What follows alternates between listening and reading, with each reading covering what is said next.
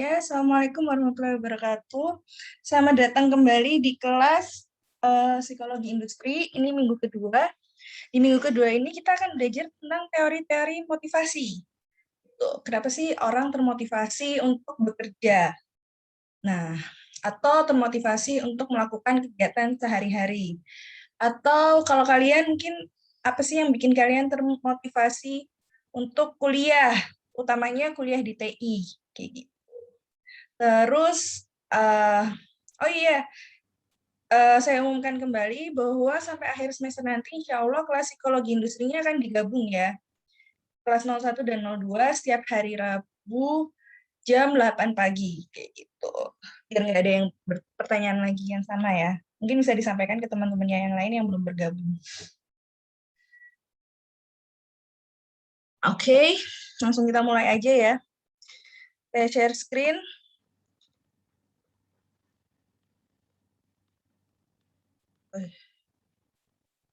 Nggak mau, bentar ya. Laptopnya ngehang. Ya.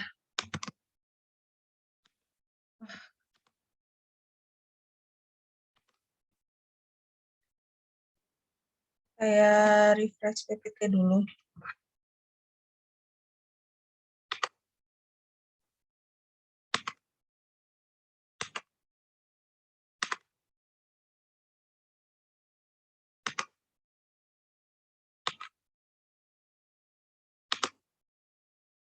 Oke, kita langsung mulai.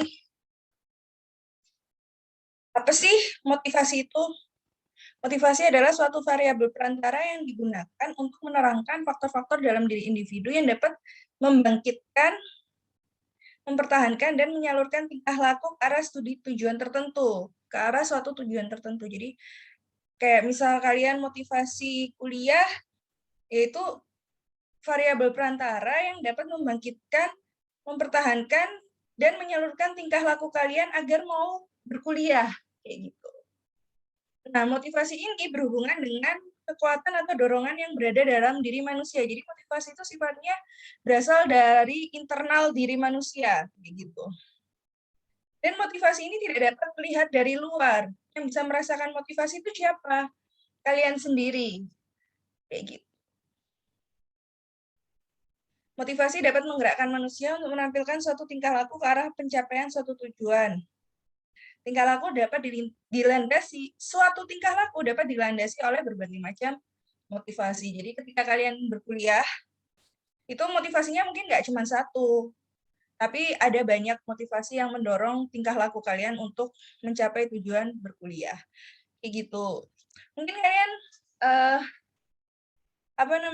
akhir-akhir ini sering mendengar kata juga lawannya dari motivasi adalah demotivasi, yaitu apa ya, kayak dorongan yang justru menurunkan atau menghambat tingkah laku ke arah pencapaian tujuan. Jadi kalau demotivasi kuliah ya variabel atau faktor yang menghambat kalian untuk kuliah, kayak gitu. Kalian ngerasa nggak ada dorongan atau demotivasi atau faktor-faktor yang menghambat kalian kuliah?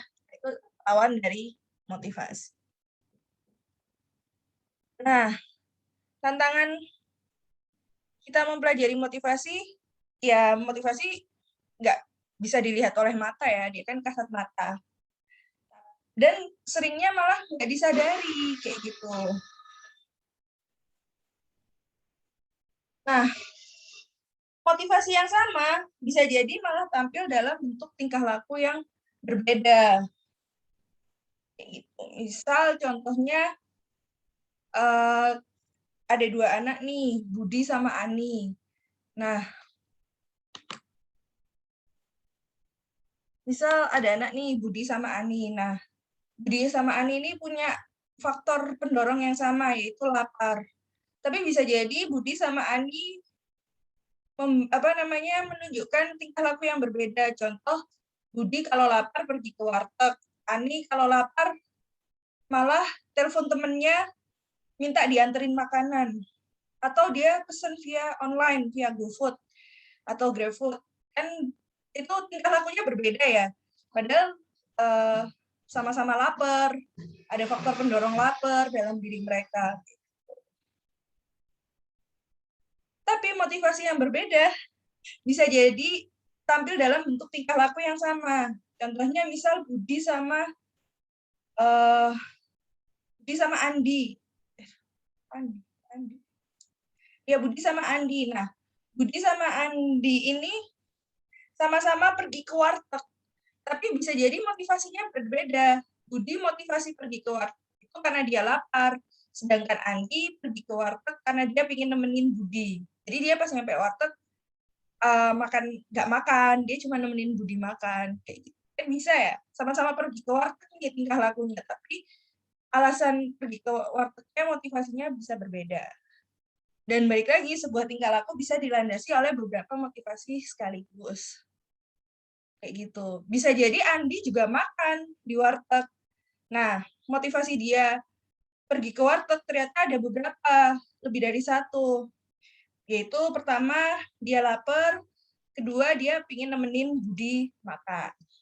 Bisa ya? Masih ada pertanyaan? Belum, Bu. Jangan nanya kenapa warteg, contohnya. Ini biar gampang aja. Nah, motivasi sendiri ada 3 macam nih. Ada motif primer, motif umum, dan motif sekunder. Motif primer itu dia dibawa sejak lahir dan bukan hasil proses belajar. Dan dia merupakan kebutuhan psikologis atau faal. Contohnya kebutuhan untuk makan, kebutuhan untuk minum, kebutuhan untuk nafas, dasar-dasar lah. Lalu ada motif umum. Motif umum dibawa sejak lahir dan bukan hasil proses belajar, tapi bedanya dengan motif primer, dia tidak berhubungan dengan kondisi tubuh atau faal tubuh manusia. Contohnya adalah kebutuhan kasih sayang, rasa ingin tahu, rasa ingin diperhatikan, atau mungkin kalian rasa ingin dimiliki. Rasa yang pernah ada. Enggak, ya. Rasa keinginan-keinginan yang lain gitu. Perasaan-perasaan yang lain. Bosan, perasaan ya, mood itu juga ya kan termasuk motif ya. Lalu ada motif sekunder, itu tumbuh sebagai hasil proses belajar dan dia tidak berhubungan dengan proses faal tubuh, contohnya kebutuhan untuk berprestasi. Atau kebutuhan untuk menjadi, kalau di kantor, kebutuhan untuk berkuasa atau menjadi atasan.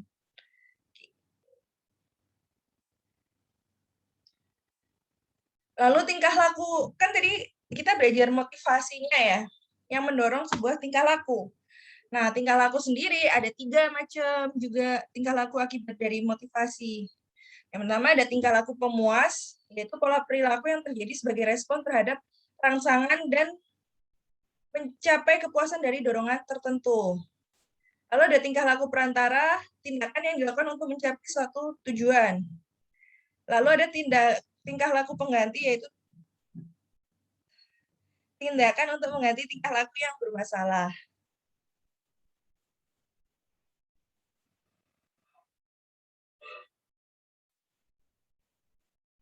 Nah, ini contohnya.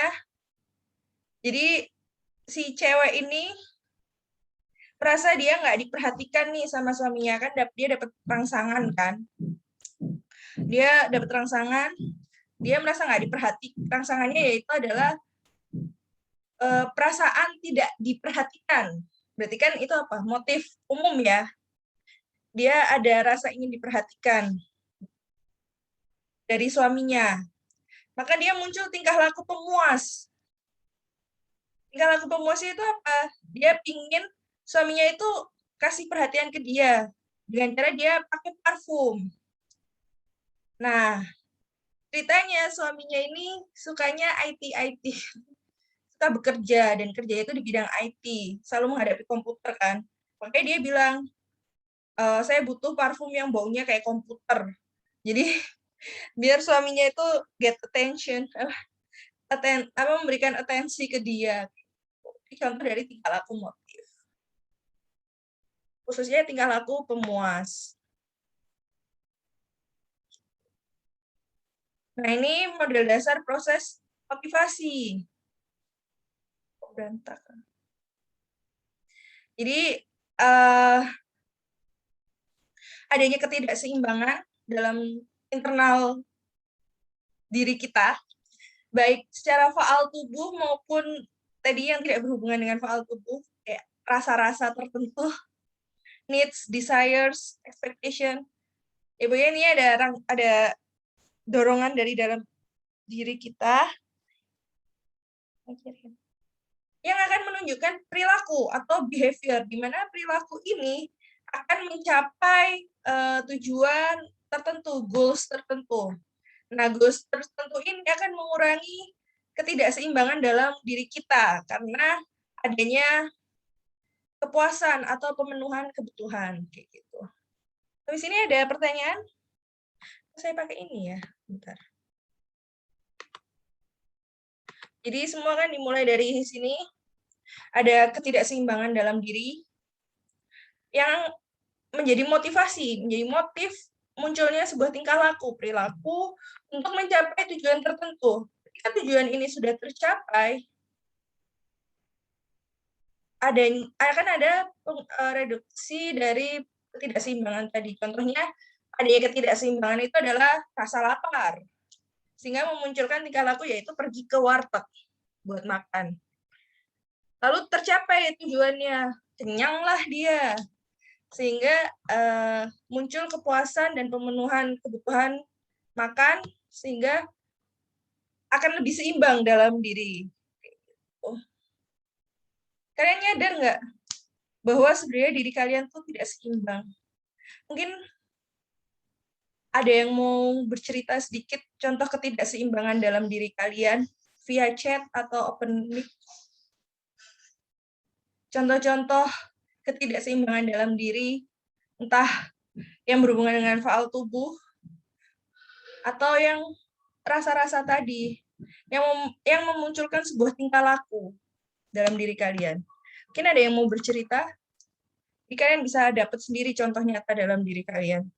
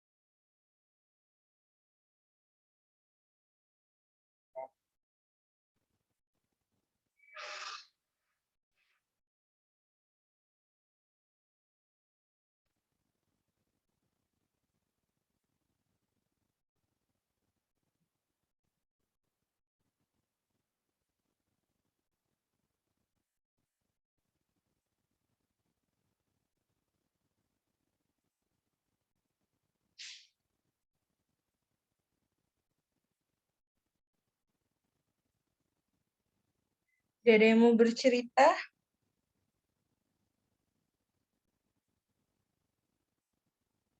Lanjut? Atau gimana? Atau contoh warteg aja cukup? United States and Canada. Welcome, all panelists and participants to the International Conference on Advanced Technology.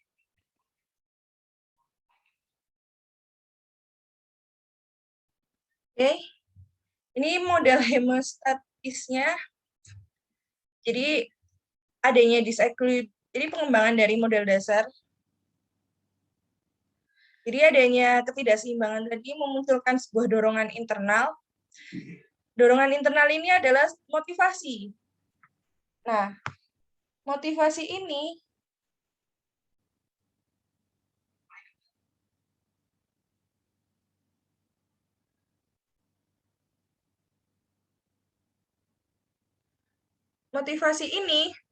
akan memunculkan tingkah laku tertentu untuk mencapai sebuah tujuan.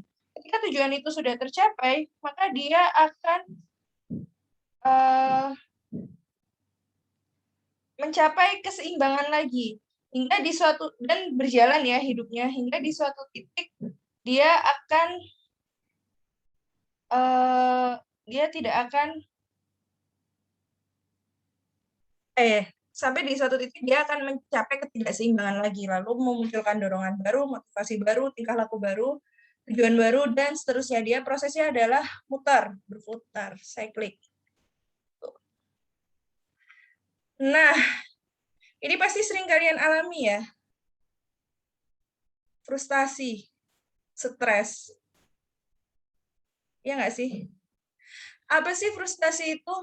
Frustasi itu adalah hambatan, baik hambatan internal maupun eksternal, yang berada di antara tingkah laku dan tujuan.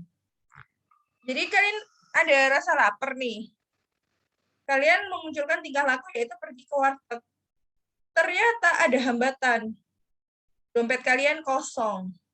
Sehingga kalian harus, dalam keadaan lapar, kalian harus jalan dulu ke ATM buat ambil duit. Ternyata sampai ATM, saldo kalian kosong. Nggak kosong. Saldo kalian nggak bisa diambil. Di bawah saldo minimum. Nggak bisa diambil akhirnya. Akhirnya kalian dalam keadaan lapar, nggak punya duit, kalian frustasi. Kenapa? Karena tujuan kalian tuh nggak tercapai, kalian nggak mencapai-capai gitu loh tujuannya. Kayak gitu. Itu adalah definisi dari frustasi.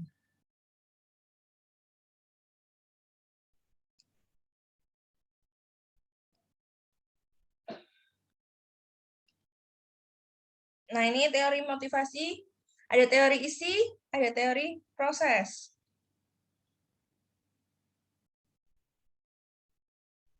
Teori isi adalah profil kebutuhan yang dimiliki oleh seseorang yang mendasari perilakunya. Ada teori hierarki kebutuhan, teori 2 faktor, teori 3 motif sosial. Kalau teori proses menjelaskan proses yang terjadi dalam pikiran seseorang yang pada akhirnya membuat orang menampilkan sebuah tingkah laku atau beberapa tingkah laku. Contohnya teori keadilan dan ekspektasi Fromm.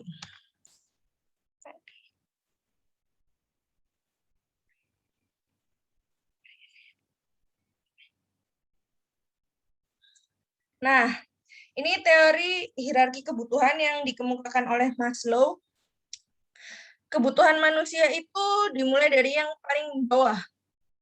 Ada physical, yang paling dasar adalah physical need, yang kedua adalah safety need, yang ketiga adalah social need, yang keempat adalah esteem need, baru yang terakhir adalah self-actualization.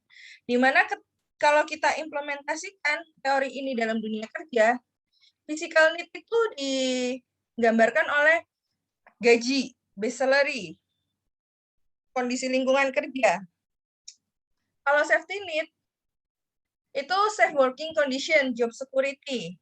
Social need, adanya work group, pertemanan dalam dunia kerja. Esteem need, itu adanya job title, tanggung jawab, tugas-tugas penting yang membuat dia itu merasa pride gitu.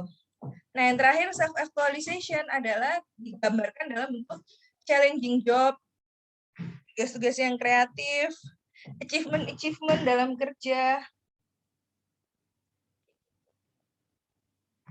Nah, berikutnya ada teori 2 faktor yang dikemukakan oleh Herzberg, yaitu ada motivator atau satisfiers dan hygiene factor atau dissatisfier.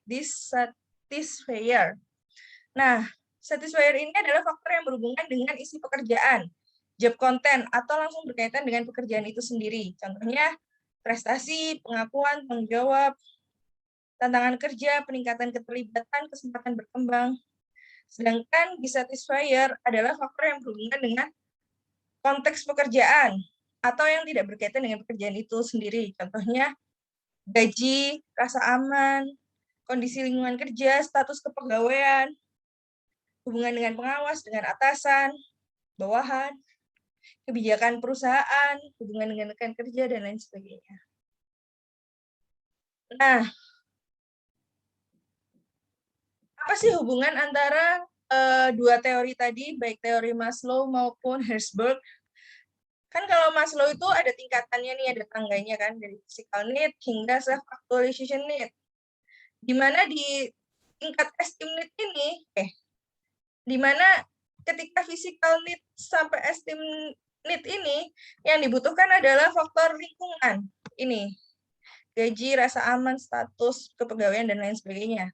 Sedangkan ketika dia sudah mencapai esteem need dan self-actualization, puncak dari motivasi, itu teorinya yang berkembang, yang diperlukan oleh manusia di dunia kerja maupun di tempat lain lah. Itu adalah yang ini, prestasi, pengakuan, pride, tantangan, kayak gitu. Bukan lagi sekedar gaji, status kepegawaian, dan lain sebagainya. Jadi pada dasarnya ketika kalian masuk dunia kerja, nggak harus dunia kerja ya. Ketika kalian kuliah, awal motivasi kalian kuliah pasti didasari oleh sebuah physical need. Hingga ketika keberjalanan kuliah itu akan terus berkembang sampai titik tertinggi, yaitu kebutuhan untuk self-aktualisasi, di mana di sana udah ada tantangan, pride. Kalian nggak sekedar hanya mencari ilmu, tapi kalian mencari prestasi, mencari pengakuan. Ada pertanyaan sampai di sini? Sebelum kita lanjut ke teori berikutnya.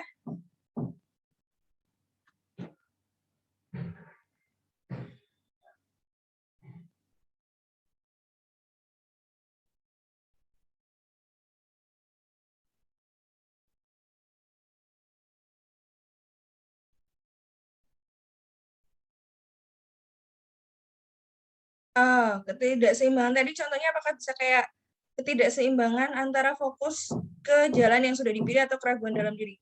Bisa jadi. Itu kan bentuk dari motif umum yang tidak yang tidak berhubungan dengan faal tubuh, tapi terjadi dalam diri kita. Adanya rasa kayak ketidakpuasan karena ada perbedaan antara fokus hidup dengan jalan yang sudah dipilih, atau keraguan-keraguan. Kan adanya rasa ragu dalam diri itu kan juga bagian dari ketidakseimbangan ya, bagian dari motif umum, bagian dari perasaan yang muncul kayak gitu. Itu termasuk sih. Adanya keraguan dalam diri itu memunculkan memunculkan tingkah laku tertentu kan. Jadi kayak misal contoh tingkah lakunya itu jadi kayak malas melakukan sesuatu, atau tingkah lakunya. Harusnya melakukan kegiatan A tapi malah tidak melakukan apa-apa, sehingga itu kan jadi hambatan juga. Nah, hambatan ini yang akan memunculkan rasa frustasi tadi juga. Kalau rasa malas itu termasuk demotivasi atau hambatan dari diri sendiri, Bu? Rasa malas itu termasuk demotivasi menurut saya. Dan bagaimana cara kita untuk melawan demotivasi tadi? Dan demotivasi tadi itu ya bisa menghambat, misal nih, kalian ada motivasi, yaitu rasa ingin mencari ilmu. Tujuannya kan berarti berkuliah nih. Adanya demotivasi atau pengurangan rasa ingin mencari ilmu berupa rasa malas, itu menjadi hambatan internal juga untuk pencapaian tujuan berkuliah. Kayak gitu, Mbak Diva. Apakah menjawab Mbak Sherly, Mbak Diva?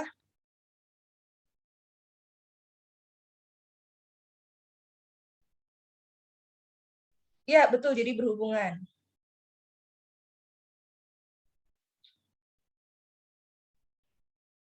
Ada pertanyaan lain?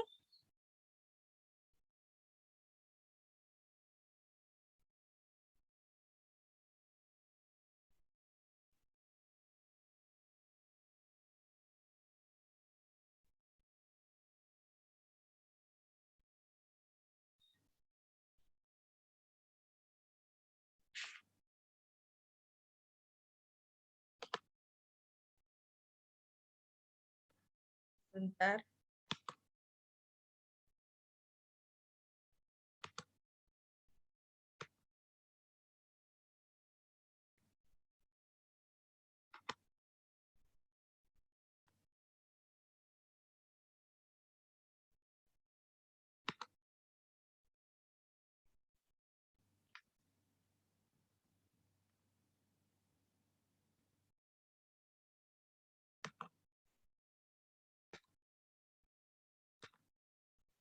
Oke, lalu kita lanjut ya. Teori berikutnya adalah teori 3 motif sosial yang dikemukakan oleh McClellan. Motif yang pertama adalah motif untuk berprestasi. Itu desire to do something better. Keinginan untuk melakukan yang lebih baik, yang lebih efisien untuk menyelesaikan masalah-masalah atau menyelesaikan tugas-tugas yang kompleks. Lalu keinginan untuk melakukan hal yang lebih baik daripada yang dilakukan oleh orang lain. Terus keinginan untuk mencapai ukuran keberhasilan atau target yang ditetapkan diri sendiri. Lalu mencapai hal yang luar biasa, dan dia berorientasi tentang masa depan.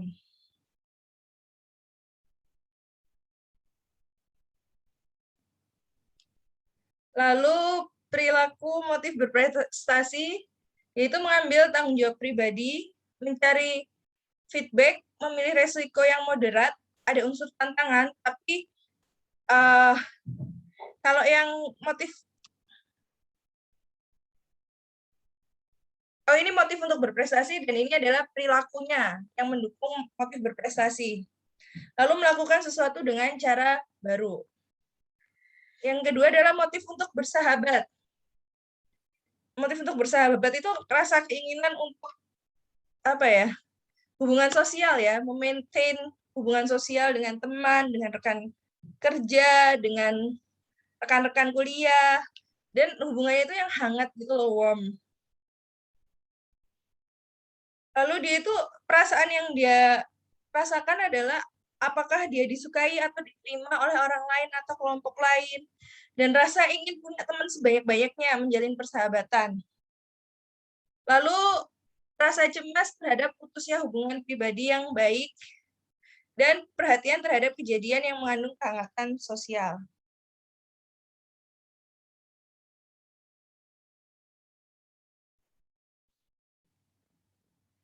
Nah, perilaku yang mendukung motif bersahabat ini, contohnya dia lebih suka berada bersama orang lain daripada sendiri. Lalu sering berhubungan dengan orang lain, dia memperhatikan hubungan antar manusia daripada tugas atau pekerjaannya.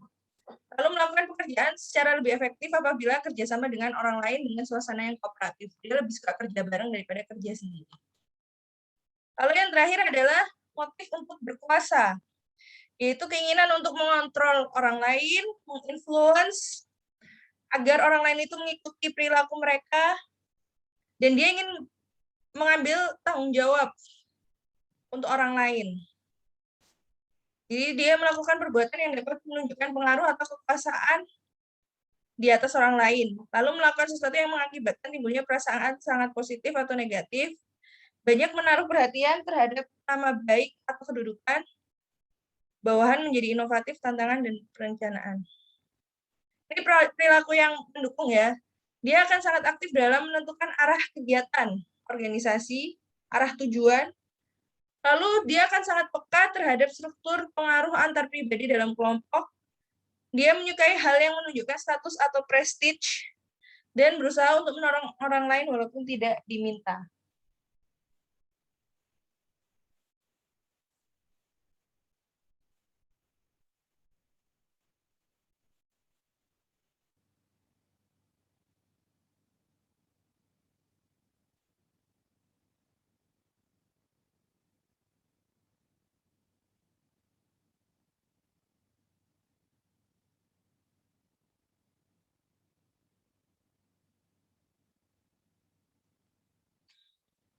Nah, teori berikutnya adalah teori keadilan yang dikemukakan oleh Adams. Dasar-dasarnya adalah manusia menyenangi perlakuan yang adil. Ya dong, pasti kalian ingin merasa diperlakukan secara adil kan dibanding orang lain. Gak usah jauh-jauh, misal kalian bersaudara. Kalian pasti ingin diperlakukan adil kan oleh orang tua kalian. Nggak mau kayak, ih kok adikku lebih dimanja ya, ih kok kakakku lebih gini ya, gitu kan. Nah, sama ketika di dunia kerja, di dalam pekerjaan, di dalam kuliah, kalian akan termotivasi untuk bekerja atau berkegiatan lebih baik jika kalian diperlakukan secara adil. Kayak kalian di organisasi kalian lah, di himpunan, di UKM, di BEM, kalian akan termotivasi untuk lebih aktif di organisasi kalian ketika kalian diperlakukan secara adil di dalam organisasi itu. Nilai keadilan adalah hasil yang diterima diri sendiri dibandingkan hasil yang diterima oleh orang lain. Tentu dengan upaya yang berbeda. Hasil yang diterima diri sendiri dengan upaya yang dilakukan sendiri dibandingkan dengan hasil yang diterima oleh orang lain dengan upaya orang tersebut. Nah, adanya ketidakadilan, baik positif maupun negatif, akan menjadi sebuah motivasi. Motivasi untuk berperilaku apa? Untuk berperilaku mengubah upaya sehingga dapat mengubah hasil.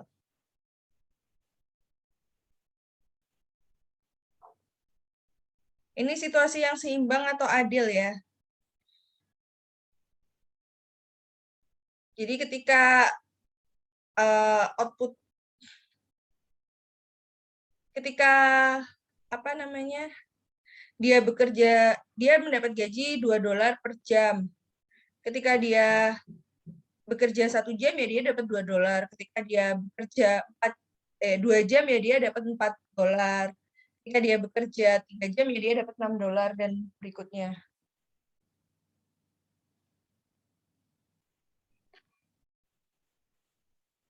Nah, ini adanya ketidakadilan adalah ketika kita bekerja selama 1 jam dan digaji $2, tapi ada orang lain yang bekerja sama selama 1 jam tapi digaji $3. Ini kan ada ketidakadilan negatif ya. Sedangkan ketidakadilan positif adalah ketika kita digaji setelah bekerja itu digaji $3, sedangkan orang lain dengan durasi waktu kerja dan pekerjaan yang sama digaji $2.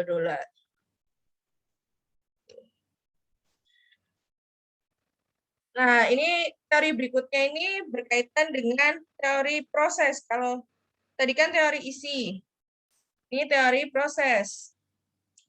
Yaitu ekspektasi Froome. Ini typo ya, bukan ekspektansi ya, ekspektasi. Dasarnya adalah tingkat kecenderungan untuk bertindak dengan cara tertentu tergantung pada kekuatan ekspektasi. Nah, tindakan akan diikuti dengan pemberian konsekuensi tertentu dan nilai keterkaitan dari konsekuensi tersebut bagi yang melakukan. Orang melakukan usaha kerja untuk mencapai sebuah performansi kerja dan hasil yang berhubungan dengan pekerjaannya. Jadi ini ya, orang akan mengeluarkan effort terbaik dalam pekerjaannya untuk mencapai sebuah performansi tugas, lalu dia akan mendapatkan hasil dari pencapaiannya. Nah, di sini ada hubungan yaitu ekspektasi. Di sini ada instrumentality dan di sini adalah valence. Rumusnya motivasi sama dengan ekspektasi dikali instrumentality dikali hasilnya.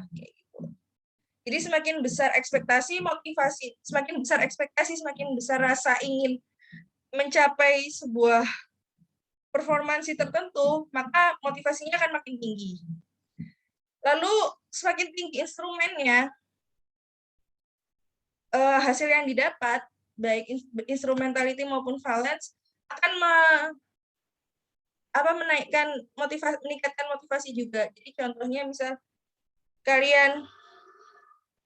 kalau kalian bikin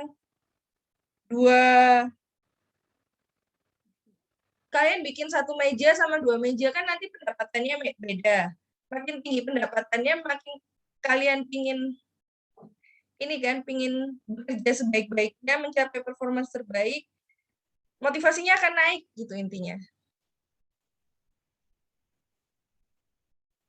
Ini ya, ekspektasi adalah kepercayaan seseorang bahwa jumlah upaya atau usaha yang dilakukannya akan mengarahkan ke peningkatan kinerja, yang kemudian akan mendapatkan hasil yang lebih besar. Lalu kalau instrumentality adalah keyakinan bahwa suatu tugas yang dilakukan pasti akan mendapatkan hasil yang diinginkan. Valensi adalah nilai yang diberikan seseorang pada hasil tugas. Nilai ini bisa dalam bentuk reward ya. Kalau misal target kalian 100, tapi kalian bisa mencapai 200, kalian kan bisa mendapat reward tertentu ya. Itu bentuk dari valensi. Kayak gitu. Oke. Sampai sini ada pertanyaan?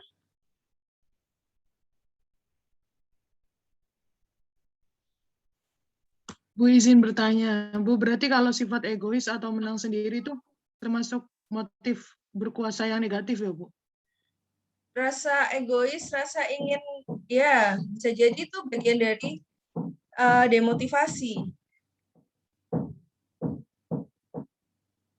Kalau dibilang apakah itu motif berkuasa atau enggak, ya bisa jadi sih kalau dia motif berkuasa yang negatif yang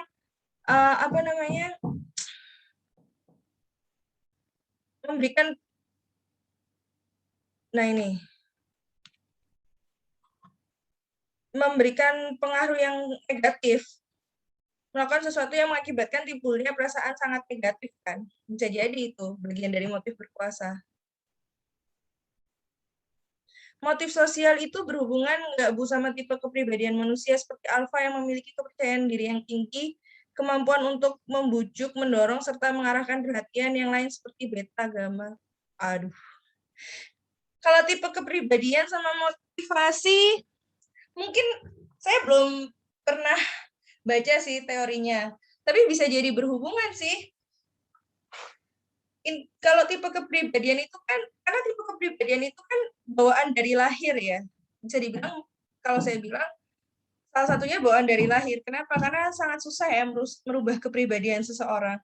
Kalian pernah dengar nggak sih kayak jangan berharap manusia itu berubah kalau bukan dari dirinya. Jangan berharap manusia berubah karena orang lain atau karena kamu. Dia hanya akan berubah karena diri dia sendiri. Ya, saya bisa bilang kepribadian manusia itu bawaan dari lahir, di mana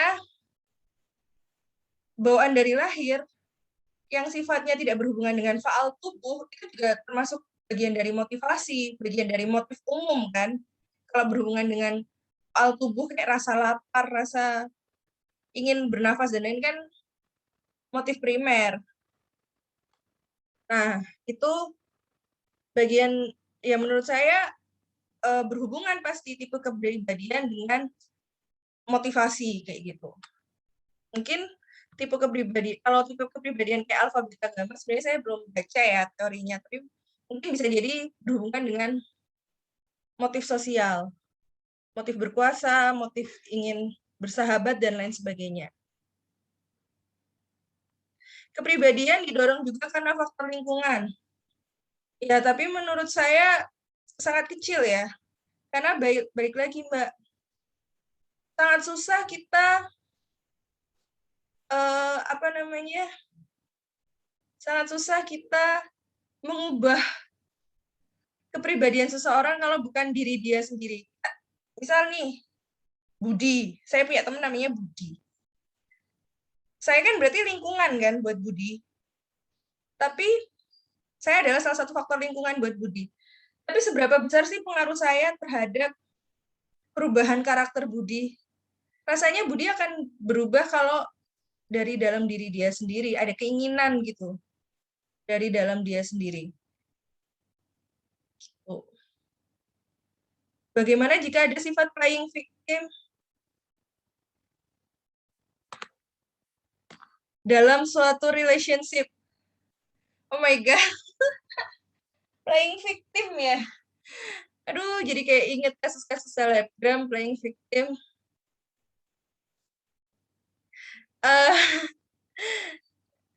Gimana ya? Ya itu bagaimana kalian bijak menyikapi sih. Playing victim kan itu bagian dari motif ya. Playing victim itu bagian dari tingkah laku. Mungkin dia ada motif rasa tidak ingin disalahkan. Rasa bahwa dia selalu benar. Ya kan, ada motif di situ, rasa tidak ingin disalahkan, rasa dia ingin selalu benar, sehingga muncul tingkah laku playing victim. Gimana kalian sebagai orang yang berhubungan dengan orang yang playing victim, ya bijaknya kalian mau meninggalkan, kayak kata Tias, mau meninggalkan silahkan, mau menghadapi, silakan, kayak gitu.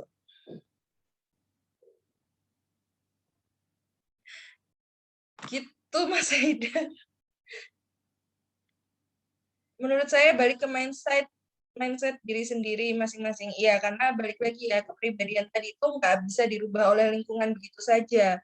Yang bisa merubah kepribadian adalah diri kita sendiri. Jadi ketika kalian mempunyai satu karakter, satu kepribadian, yaitu tidak jujur, saya nggak bisa merubah kalian menjadi jujur. Segimana, apa ya, ya mungkin bisa, tapi ya peluangnya kecil lah kalau kita belajar probabilitas, peluangnya kecil. Yang bisa merubah kalian adalah diri kalian sendiri, kayak gitu. Pernah nggak sih dengar kayak misal toxic relationship sama pacar gitu? Tapi ini kuliah kok berasa kayak ini ya. Misal kalian berada dalam toxic relationship sama pacar kalian. Kalian kayak di awal pacaran kayak ya udah sih dia temperamen, nanti pelan-pelan kita ubah dia. Tapi apakah kalian yakin sampai di akhir hubungan dia bisa berubah menjadi tidak temperamen?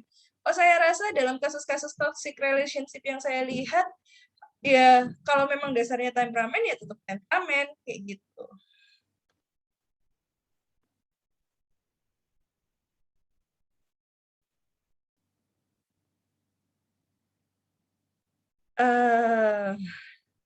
Apakah sulit mengubah kepribadian itu sama dengan sulit mengubah pemikiran ya? Tadi benar sih kata Mbak Diva bahwa semua kembali ke mindset, semua kembali ke pikiran kita. Pikiran kita itu akan menjadi motivasi, di mana motivasi itu akan memunculkan tingkah laku. Jadi kalau pikiran kita, motivasi kita berubah, maka tingkah laku kita juga tentu akan berubah, Mbak Sherly. Apakah ada solusi jika kita mengalami anxiety? Saya juga pernah mengalami anxiety cukup parah. Maksudnya, kenapa saya bilang cukup parah? Karena anxiety ini kan sebenarnya mental ya, tapi kondisi psikologis, tapi dia bisa mempengaruhi sampai kondisi fisik. Kalau kalian pernah dengar anxiety sampai asam lambungnya naik, nah itu kan kondisi psikologis yang mempengaruhi sampai kondisi fisik. Nah, solusinya jika kita mengalami anxiety, yang pertama, coba berdamai dulu dengan anxiety-nya. Kalau memang tidak bisa dilakukan dengan diri sendiri, kita berarti butuh bantuan dari pihak luar. Salah satunya contohnya ke psikolog. Psikolog akan membantu kita berdamai dengan anxiety kita. Jadi kita diminta untuk menjabarkan anxiety kita. Kenapa kita cemas? Kan banyak ya, ada social anxiety, ada kecemasan terhadap masa depan, ada kecemasan sosial, ada kecemasan terhadap diri sendiri, dan lain sebagainya. Kita akan diminta untuk menjabarkan sebenarnya anxiety kita itu kenapa. Intinya adalah kita harus berdamai dengan anxiety, karena ya mau nggak mau anxiety itu ada. Kalau kita nggak bisa berdamai dan kita denial terus, maka yang ada anxiety itu akan semakin membesar sehingga mempengaruhi kondisi fisik kita, kayak gitu. Nah, kalau memang nggak bisa dilakukan oleh diri sendiri, ya kita berarti butuh bantuan orang lain, kita butuh bantuan psikolog.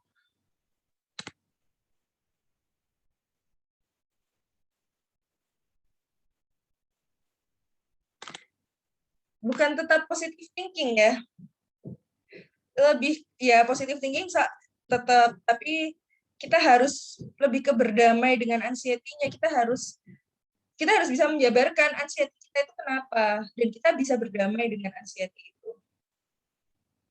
Prinsip hidup apakah berhubungan dengan kepribadian?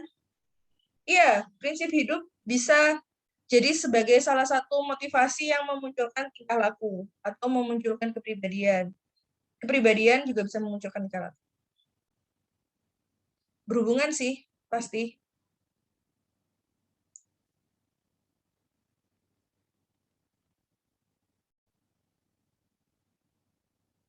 Kalau tadi yang masalah anxiety, menurut saya selama pandemi ini muncul apa ya?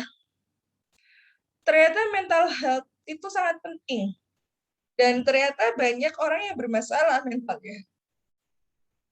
khususnya dia tidak sadar bahwa dia itu menyimpan masalah mental dalam diri dia.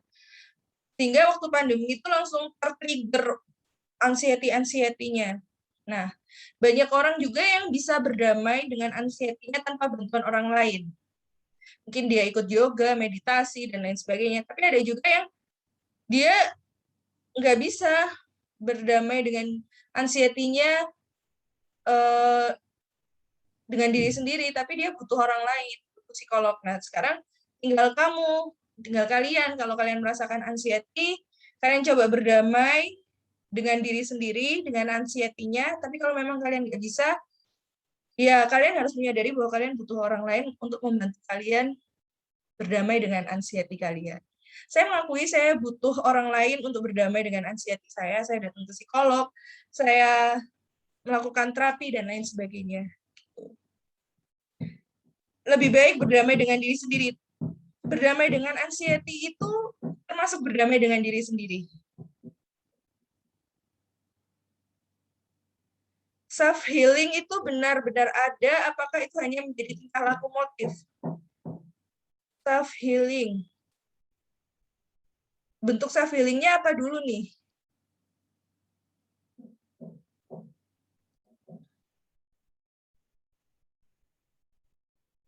Oh, bentuknya jalan-jalan, ya itu tingkah laku motif. Jadi kalian ada rasa bosan mungkin di dalam kamar kosan aja, terus sehingga kalian, itu kan motivasi untuk memunculkan tingkah laku kalian pemuas rasa bosan, yaitu jalan-jalan. Itu ya, kalau itu iya, bentuk dari motif. Self-diagnosa terhadap mental health tidak disarankan, harusnya ditanyakan kepada psikolog. Betul. Self-diagnosis itu takutnya kita merasa kita tidak baik-baik saja, padahal sebenarnya mungkin kita masih bisa mengontrol diri. Tapi ada juga orang yang merasa, tapi justru yang paling sering adalah orang yang merasa dia baik-baik saja, tapi dia ternyata tidak baik-baik saja. Kalau saya sarankan kalian coba, kayaknya di webnya psikologi UNER itu ada tes ya. Tes tingkat stres, tes tingkat apa. Kalian coba tes pakai alat ukurnya mereka yang gratis gitu. Ketika muncul keanehan-keanehan pada hasil tes, itu bisa jadi indikasi kalian membutuhkan orang lain untuk membantu kalian berdamai dengan diri kalian. Kayak gitu. Tanya ke psikiater biar dapat obat. Itu kalau udah mencapai titik medis ya. Gitu Mbak Diva. Mungkin diagnosis awal kita bisa melakukan pakai alat ukur yang tersedia kayak di webnya psikologi UNER. Kalau dari hasil itu sudah menunjukkan hasil yang tidak benar, bukan hasil yang tidak benar, hasil yang tidak seharusnya. Jadi itu jadi indikasi ya bahwa kalian perlu bantuan orang lain untuk berdamai dengan anxiety atau diri kalian.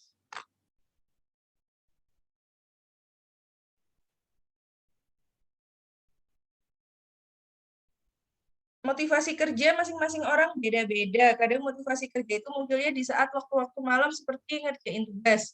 Nah, bagaimana caranya kita memanipulasi motivasi kerja kita di saat demotivasi kita juga besar? Itu kembali ke diri kalian masing-masing sih. Kembali banyak cara ya yang dilakukan untuk mengubah demotivasi atau motivasi negatif menjadi motivasi yang positif. Tinggal gimana, bukan tinggal sih, bagaimana caranya kita bisa meningkatkan motivasi yang positif sehingga pada akhirnya kita mau mengerjakan.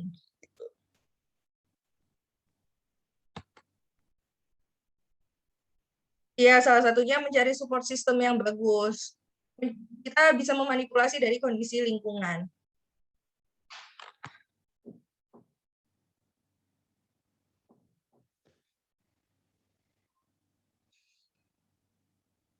Sebentar ya, saya minum dulu.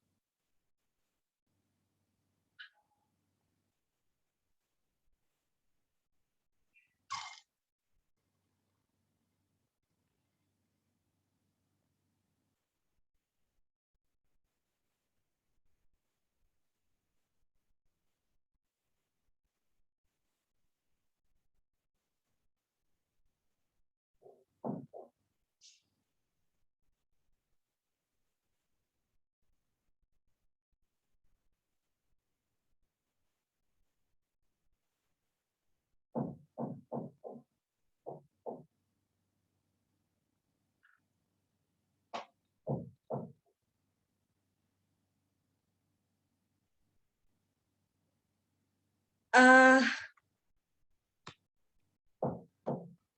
saya punya stresor menyangkut tentang kepercayaan kepada orang lain. Cara mengubah rasa tidak percaya itu menjadi sebuah rasa percaya.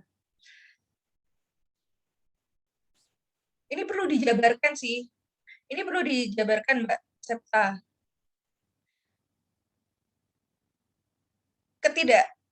Ketidakpercayaan itu menurut saya adalah salah satu tingkah laku. Hasil dari sebuah motivasi. Pasti ada alasan kenapa kita susah percaya dengan orang lain. Ini perlu dijabarkan. Kalau kita belajar fishbone, kalian udah pernah belajar fishbone belum sih? Diagram kausal Ishikawa. Oke, apa jangan-jangan itu waktu semester 6 ya pengendalian mutu. Tapi kalau kalian belajar fishbone, di fishbone itu kepala ikannya, diagram ikan kan, kepala ikannya itu adalah masalah yang muncul. Contohnya adalah ketidakpercayaan, itu kan masalah yang muncul ya. Lalu kita menjabarkan sampai tulang ikan terkecil, alasan terdalamnya kenapa bisa muncul rasa ketidakpercayaan. Nah, itu yang kita selesaikan, Mbak Septa. Jadi kita perlu menjabarkan dulu kenapa sampai alasan yang tidak bisa dijabarkan lagi, kenapa kok kita tidak percaya dengan orang lain, baru bisa kita selesaikan. Kalau kita nggak bisa menjabarkan itu, ya akan sulit. Pada akhirnya kita hanya menyelesaikan masalah di permukaan, tapi gunung es di bawah tidak bisa kita selesaikan. Kayak gitu.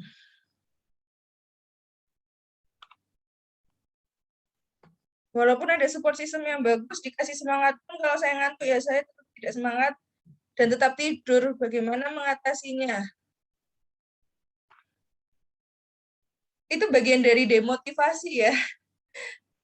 Tapi menurut saya ya kalau memang ngantuk ya ditidurkan. Tapi kita jam biologis. Menurut saya jam biologis setiap orang itu berbeda-beda. Kita nggak bisa memaksakan jam biologis saya harus sama dengan jam biologis kalian. Nggak bisa kayak gitu.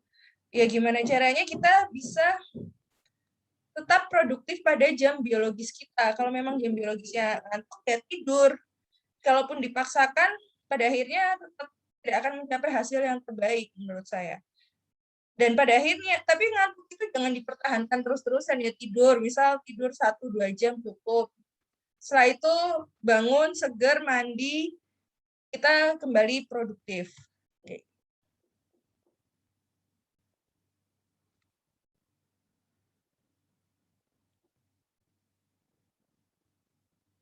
Susah trauma karena ada rasa trauma, susah percaya karena ada rasa trauma yang masih teringat jelas. Kalau udah berhubungan dengan trauma, mungkin bantuan psikolog ya untuk terapi traumanya tadi. Kalau memang berhubungan dengan rasa trauma.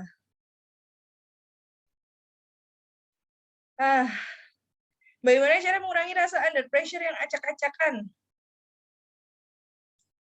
Masalah dari kuliah, keluarga, pertemanan, dan lain-lain sehingga kita tidak mengalami stres berkelanjutan. Karena saya pernah mengalami terlalu memikirkan sesuatu hingga tidak bisa mengontrol dan berakibat kehidupan chaos, kacau. Waduh. Aduh, berat juga ya. Bagaimana rasa under pressure yang acak-acakan? Berdamai. Balik lagi jawabannya berdamai. Kalau kalian tidak bisa berdamai maksudnya dengan upaya diri sendiri, ya kalian berarti perlu bantuan psikolog untuk membantu kalian berdamai dengan diri kalian sendiri. Kalau kalian nggak bisa berdamai dengan diri kalian sendiri, kalian nggak bisa berdamai dengan anxiety kalian nggak bisa berdamai dengan masalah kalian, ya selamanya kalian akan stuck di sana, kayak gitu. Berdamai kuncinya.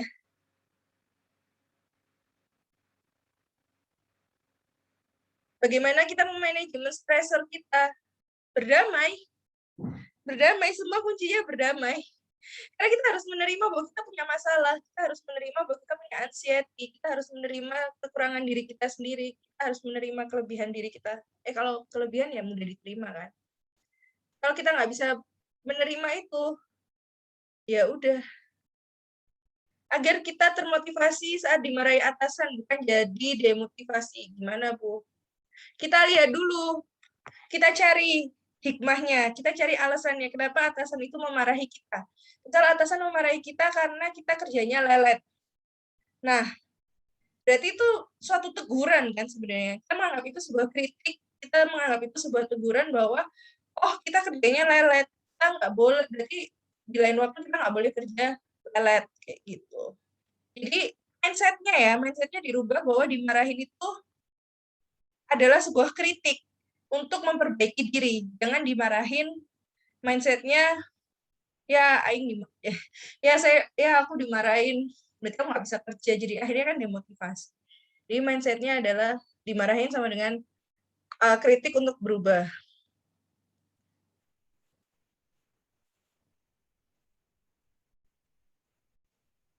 Trauma itu lebih baik dihadapi atau dihindari ya Bu? Trauma itu lebih baik diselesaikan. Gimana caranya diselesaikan? Rasanya butuh bantuan psikolog ya.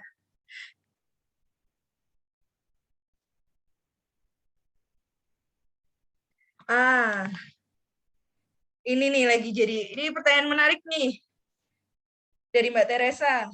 Bagaimana caranya membedakan toxic productivity dan semangat produktif dan berprogres di suatu pekerjaan? Ini jadi bahasan menarik karena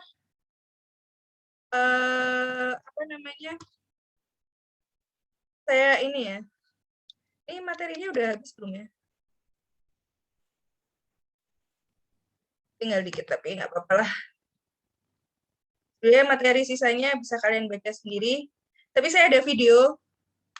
Coba, kemarin itu saya lihat video bagus. Saya cari dulu ya di YouTube. Bentar aja. Jadi toxic productivity itu berhubungan, itu nama lainnya hustle culture. Coba kalian tonton ini deh. Tapi keluar suaranya nggak ya? Coba dulu ya.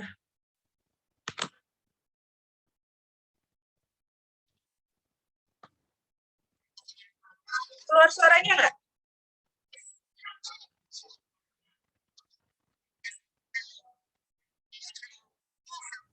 Nggak begitu jelas, Bu.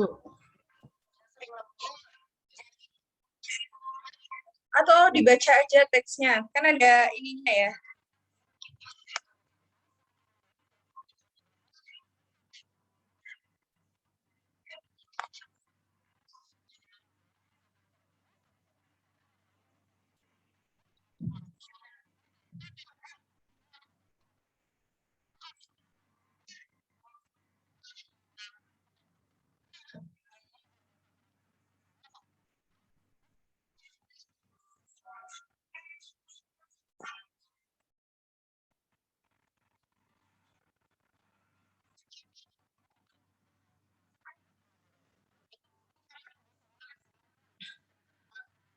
Kalian tonton dulu ya, saya kebelet pipis.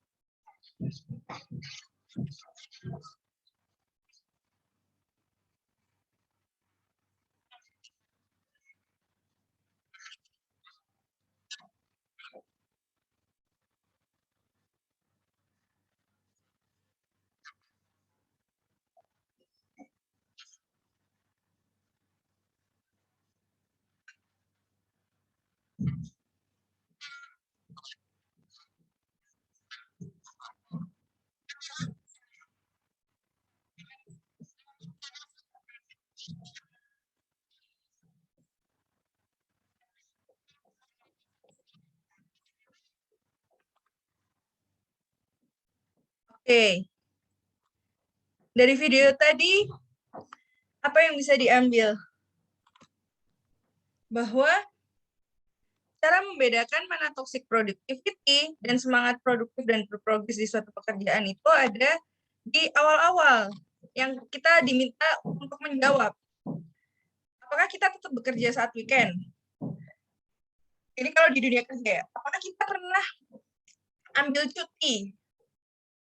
Apakah kita sering lembur? Apakah sampai kita di titik nggak nyadar ini hari apa? Apakah ini hari libur? Apakah ini ada tanggal merah? Apakah ini hari kerja? Dan lain sebagainya.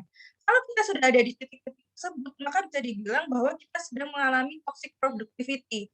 Bukan lagi kita ada di rasa, itu udah dalam kondisi toxic productivity, bukan lagi suatu semangat untuk produktif dan berprogres di suatu pekerjaan.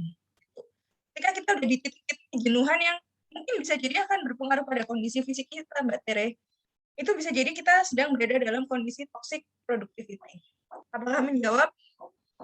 Ini memang menjadi isu menarik ya akhir-akhir ini. Kalau kalian cari di YouTube, hustle culture atau toxic productivity ini menjadi budaya baru terutama dalam startup ya.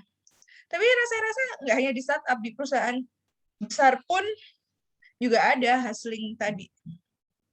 Apakah menjawab, Mbak Tere, lewat video tadi?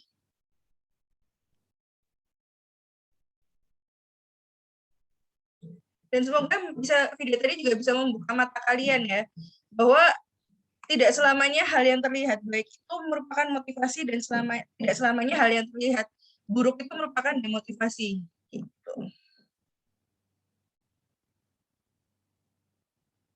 Ini ada lagi. Sejak COVID ini saya mengalami pandemi fatigue. Ini kayaknya banyak ya. Banyak orang yang berada di titik ini, pandemic fatigue. Bahkan pandemic fatigue-nya ini bukan hanya kelelahan aja, tapi bisa memunculkan anxiety. Yang saya bilang tadi, menjadi trigger anxiety. Gimana caranya? Pertama ya kalian harus berdamai dulu dengan pandemi ini. Kalian harus menerima bahwa sekarang memang kondisinya pandemi. Terus bosen dan pasrah. Coba kalian cari. Ini saya nggak tahu sih work atau enggak, tapi bisa dicoba kalian cari kegiatan-kegiatan yang positif. Kalau saya sih waktu itu saya ikut yoga, ikut meditasi, semacam kayak gitu sih kalau saya. Tapi mungkin kalian bisa mencari kegiatan-kegiatan lain. Kan kalau rasa trauma dan depresi itu karena dari alam sadar kita yang menampungnya ya Bu. Mengapa hal tersebut masalah dari kecil hingga besar bisa masuk alam bawah sadar? Ini rasanya saya belum nyampe ilmunya ke sini, mohon maaf. Ini ilmunya belum nyampe ke sini, kenapa bisa masuk ke alam bawah sadar dan lain sebagainya. Mungkin psikolog lebih bisa memahami ya. Kenapa kok rasa trauma. Makanya saya bilang ketika ada rasa trauma dan depresi, jangan kalian selesaikan sendiri, tapi kalian harus pergi ke psikolog, meminta bantuan psikolog, karena dia yang akan bisa menjelaskan bagaimana prosesnya rasa trauma dan depresi itu bisa masuk sampai ke alam sadar, alam bawah sadar kalian. Nggak bisa kalian, menurut saya udah mulai nggak bisa kalian sendiri yang menghadapi.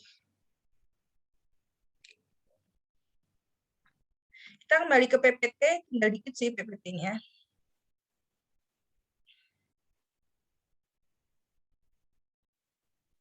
Ini upaya peningkatan motivasi kerja. Kita bisa melakukan pendekatan pada pekerja, memberikan perlakuan khusus pada individu pekerja, atau kita pendekatan ke pekerjaannya, yaitu merancang pekerjaan sehingga memberikan kepuasan kerja bagi individu. Jangan sampai ada hustle culture.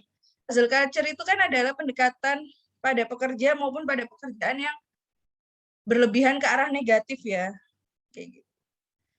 Niatnya meningkatkan motivasi dan produktivitas, tapi ternyata menjadi toxic productivity.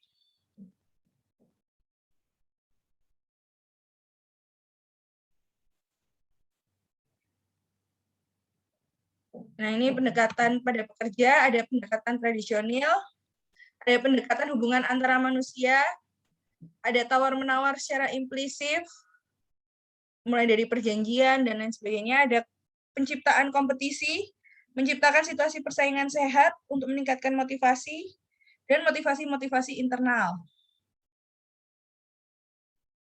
yang bisa meningkatkan kepuasan kerja. Kalau pendekatan pada pekerjaan, ada perluasan pekerjaan, pengayaan pekerjaan, rotasi pekerjaan, biar nggak bosen ya, di rotasi makanya. Penetapan tujuan yang jelas, rekayasa pekerjaan, pendekatan sosioteknik. Ini pendekatan organisasi ya. Nah, ini teknik-teknik memotivasi, ini teori sih. Orang sukses cenderung untuk memiliki satu hal yang umum, yaitu kehidupan mereka berorientasi pada tujuan. Tujuan adalah apa yang individu coba untuk capai atau selesaikan, dan merupakan objek atau target dari suatu tindakan. Bagaimana membangun tujuan dalam memotivasi individu. Nah, itu yang harus dicari. Tujuan memotivasi untuk mengarahkan perhatian seseorang, mengatur usaha seseorang, meningkatkan ketekunan, mendukung pengembangan strategi pencapaian tujuan atau performansi tugas.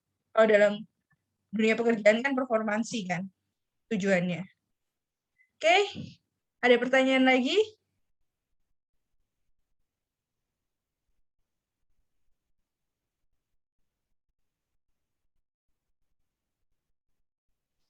Ada tugas untuk hari ini, tugasnya individu. Ini karena tadi ada yang membawa topik toxic productivity, di mana kalau saya lihat trennya sekarang lagi lagi banyak. Coba kalian semua udah ikut organisasi kan? Organisasi kemahasiswaan. Maksudnya entah himpunan, entah UKM, dan lain sebagainya. Coba kalian ceritakan apakah kalian pernah mengalami hustling atau hustle culture atau toxic productivity pada organisasi atau pekerjaan kalian pada organisasi kemahasiswaan yang kalian ikuti. Coba kalian ceritakan dalam bentuk PDF aja, nanti dikumpulkan di e-learning. Dan ceritakan juga upaya kalian untuk menghindari hustling atau toxic productivity dalam organisasi yang kalian ikuti. Apa ada pertanyaan tentang tugasnya atau tentang materinya?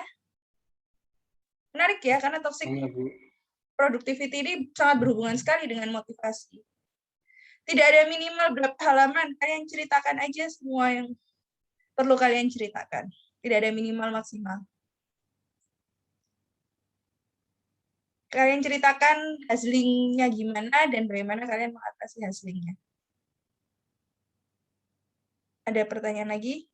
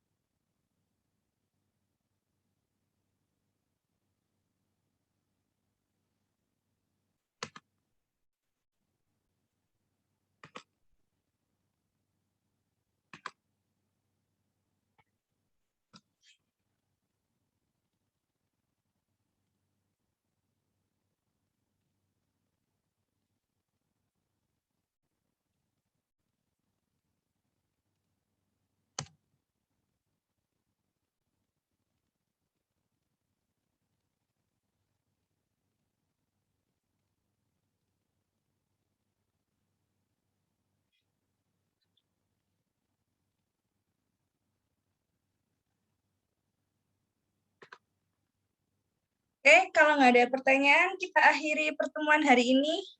Semoga memberikan manfaat dan ilmu untuk kalian. Semoga lebih membuka wawasan. Kalau ada pertanyaan, silakan ditanyakan di grup, biar semua orang tahu. Sekian dari saya. Terima kasih atas partisipasinya. Mohon maaf untuk keterlambatan, kekurangan, dan lain sebagainya. Sampai ketemu minggu depan. Jaga semangat dan jaga kesehatan. Assalamualaikum warahmatullahi wabarakatuh. Minggu depan libur ya? Tanggal merah ya? Waalaikumsalam. Itu hari Selasa, Bu, tanggal merah, hari Rabu. Diganti hari Rabu. Nah, nanti kita bicarakan lebih lanjut ya di grup. Enaknya gimana materi untuk hari Rabu, Pak. Siap, Bu. Oke, terima kasih.